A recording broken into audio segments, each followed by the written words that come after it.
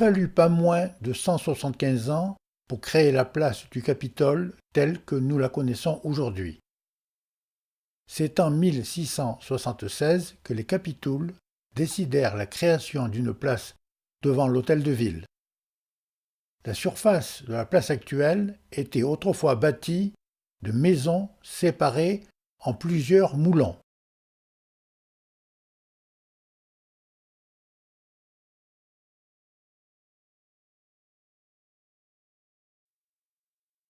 La rue de la Porterie allait de Saint-Rome au Thor. L'ancien Capitole, plus court que l'actuel, était longé par la rue Neuve de l'Hôtel de Ville, qui avait 100 ans d'existence. Les voies transversales étaient la rue du Puy d'Aiguillère, au nord, la rue des Ménestriers et la rue de l'Écu, auxquelles s'ajoutaient quelques ruelles.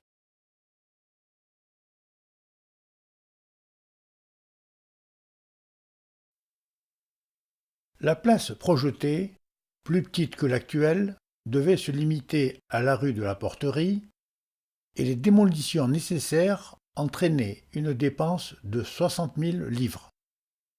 Faute d'argent, on se contenta de démolir les greffes de l'hôtel de ville pour dégager la façade, et quelques maisons, créant ainsi une place sans aucune symétrie.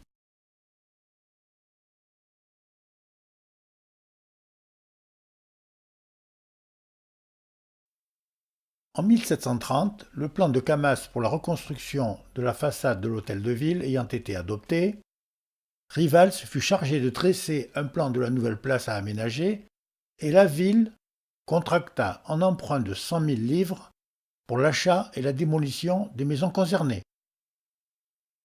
Les travaux avançaient avec une lenteur désespérante et l'on en arriva à la création d'une place difforme et sans alignement.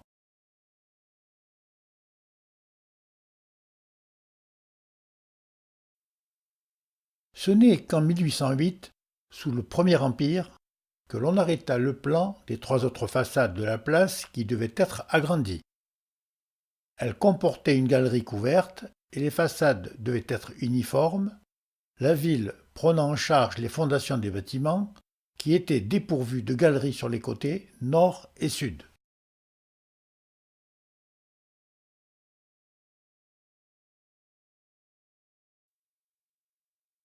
En 1849, le président de la République déclara d'utilité publique l'expropriation des immeubles et en 1850, on entreprit de construire les arceaux.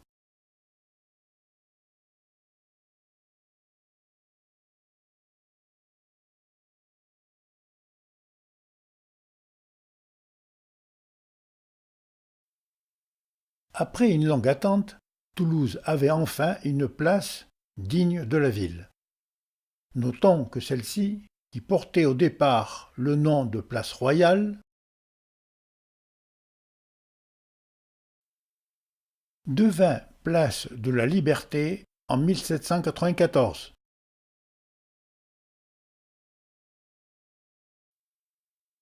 Place d'Armes en 1800, place Commune en 1804, place de la Mairie en 1805, place Impériale en 1812, place Royale de nouveau en 1815.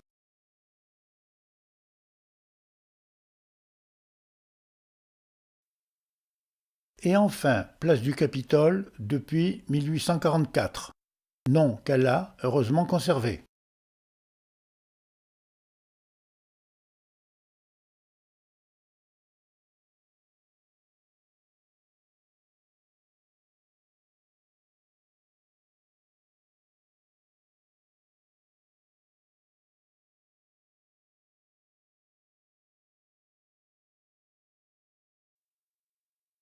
En 1727, les Capitouls décidèrent de reconstruire entièrement la façade de l'hôtel de ville sans modifier les constructions intérieures et chargèrent Guillaume de Camas d'en établir le plan. Il en fit successivement 3 en 1727, 1728 et 1729, dont le dernier fut agréé par les Capitouls mais l'affaire s'enlisa.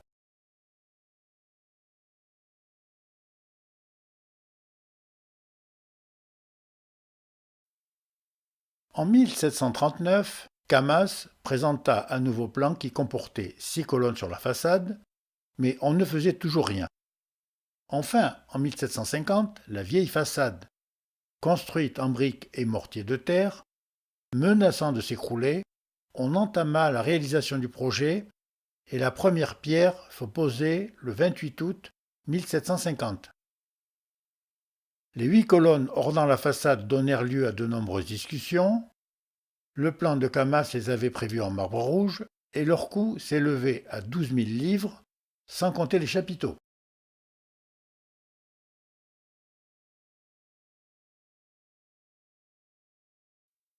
Par économie, les Capitouls décidèrent de les construire en pierre, ce qui aurait gravement compromis l'esthétique de la façade prévue par l'architecte.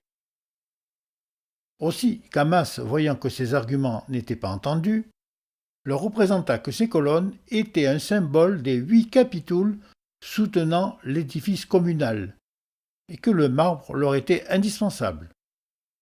Cet argument flattant la vanité des magistrats, ils décidèrent aussitôt que les colonnes seraient en marbre, ainsi que les chapiteaux ornés de guirlandes de feuilles dorées.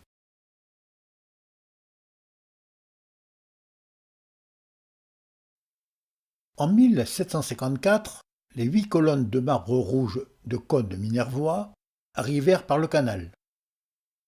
Leur poids était de 4320 quintaux en 24 blocs de 180 quintaux, 3 pour chaque colonne. Un à un, ces blocs furent transportés sur la place royale, place du Capitole actuelle, par un char tiré par 8 paires de bœufs.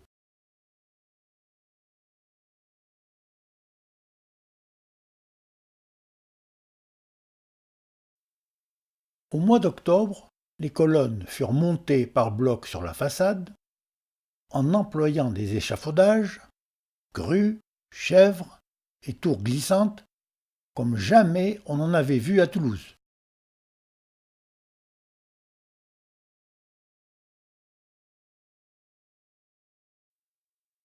La même année, on plaça sur l'avant-corps central la plaque de marbre portant l'inscription Capitolium, et en 1756, les chapiteaux en marbre blanc ornés de guirlandes en plomb doré qui complétèrent l'œuvre telle que nous pouvons la voir aujourd'hui.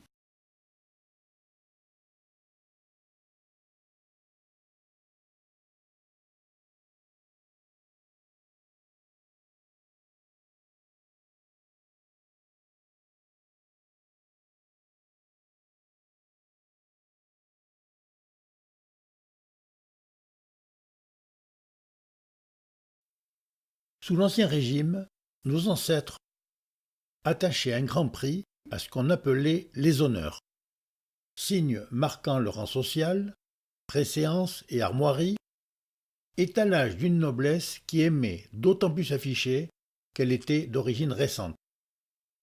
C'est ainsi que, dès le commencement des travaux du Capitole en 1750, les Capitouls se préoccupèrent de faire figurer leur blason sur la nouvelle façade, conçue par Camas.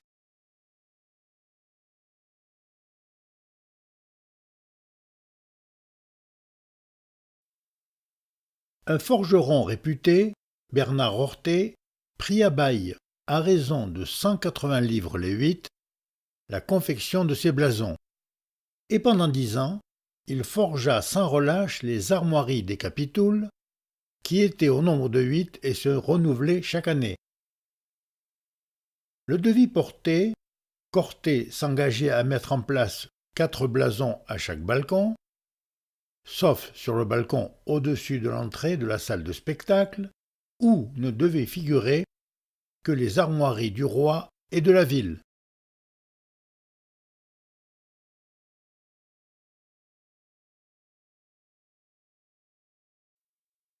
Ce n'est qu'en 1759 que l'avancement des travaux permit un début de mise en place de ces blasons.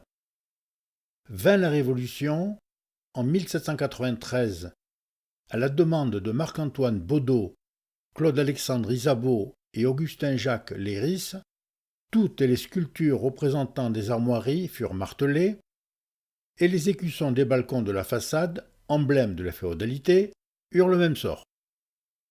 On peut lire, entre autres, sur ce document: les représentants du peuple demandent à la municipalité de Toulouse de faire abattre tous les signes de la féodalité.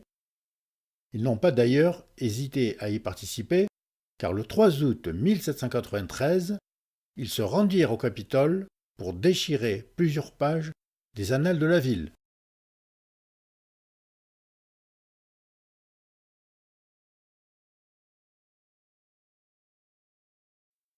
Lorsqu'on entreprit de restaurer le monument en 1827, sous Charles X, on replaça sur les balcons les écussons oubliés dans les greniers de l'hôtel de ville.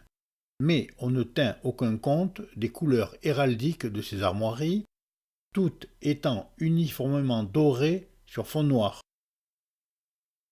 Ces monuments historiques se trouvaient ainsi transformés en simples motifs ornementaux.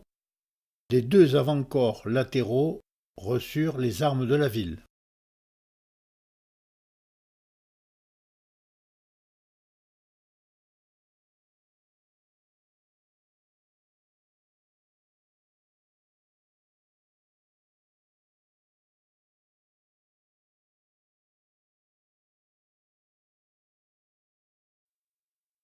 Ce n'est qu'il y a une vingtaine d'années que la municipalité entreprit de restituer aux armes des capitouls leur couleur d'origine.